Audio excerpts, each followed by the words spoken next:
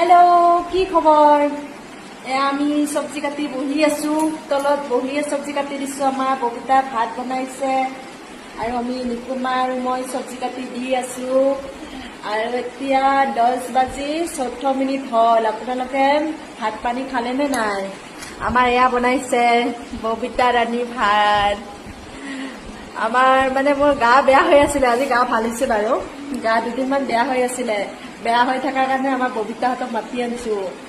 মানে আমাৰ মিষ্টাৰো আছে ছুটিত ভাত বনাই খুৱাব পাৰে মই কণ্ডিশ্যনত নাছিলো মানে বিশেষকৈ আমাৰ জানমণিৰ এক্সাম দিব আৰু এক্সাম দিয়াৰ কাৰণে সিও মোক হেল্প কৰিব নোৱাৰে তাৰ কাৰণে কি কৰিলে মিষ্টাৰে বোলে মোৰ খুখালি হয় মানে মোৰ মামাৰ ছোৱালী হয়